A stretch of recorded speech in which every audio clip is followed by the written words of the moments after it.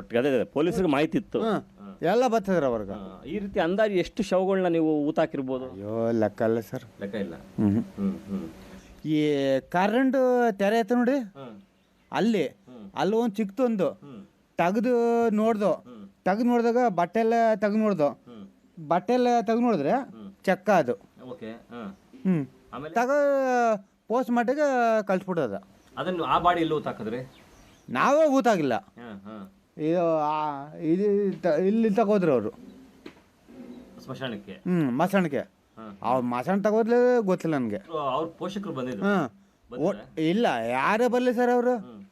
ನಾನು sir ambulance ಆಂಬುಲೆನ್ಸಲ್ಲಿ ತಗೊಬಂದು ಗಾಡಿ ಹಾಕ್ಬಿಟ್ರೆ ಅಲ್ಲಿ ಬಂದು ಎಲ್ಲ ಫೋನ್ ಮಾಡಿ ಎಲ್ಲ ನಂಬರ್ ಬರ್ಕೊಂಡು ಕಳ್ಸ್ಬಿಡ್ತೀನಿ ನಾವು ಗಾಡಿಯ. ಅಷ್ಟೇ ಸರ್. ಅದೊಂದು ಮಾತಾರ ಮೇಡಮ್ ಅಂತ ಇದು ಚೆಕ್ಕನ್ನು ಕಳ್ಸ್ಬಿಡ್ತಾನೆ. ಬಾಕಿದಲ್ಲಿ ಸಿಕ್ಕಿದ್ರೆ ಮಾತ್ರ ಅಲ್ಲೇ ತೆಗೆದ್ರೆ ಅಲ್ಲೇ ಗುಂಡಿ ತೆಗೆದು ಅಲ್ಲೇ ಊತಾಕ್ತಾನೆ. ಈಗಲೂ ನಾನು ಕರ್ಕೋದು ತೋರ್ಸ ಮಾತ್ರ ಈಗಲೂ ತೆಗೆದಿನ ಅದ. ಪೊಲೀಸರು ಸ್ಟೇಟ್ಮೆಂಟ್ ಕೊಡ್ಬೇಕಾರೆ ಮೊನ್ನೆ ಧರ್ಮಸ್ಥಳಕ್ಕೆ ಹೋಗಿದ್ರಲ್ಲ, ಸೊ ಅವಾಗ ಏನಾದ್ರು ವಿಡಿಯೋ ರೆಕಾರ್ಡ್ ಮಾಡ್ಕೊಂಡ್ರ? ಹ್ಞೂ ಸರ್.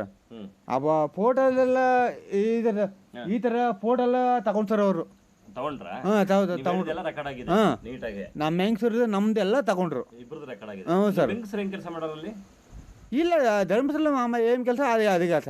ಆಯಾ ಕೆಲಸ. ಕಸ ಉಡ್ಸೋದು ಮಾಮೂಲಿ ಬಾತ್ರೂಮ್ ತೊಳೆದು ಅದೇ ಕೆಲಸ. ಎಷ್ಟು ಸಂಬಳ ಬರ್ತಾ ಇತ್ತು ನಿಮಗೆ ನಿಮ್ಮ ಹೆಂಡತಿಯವ್ರಿಗೆ ಆಗ? 6,500 ಸರ್.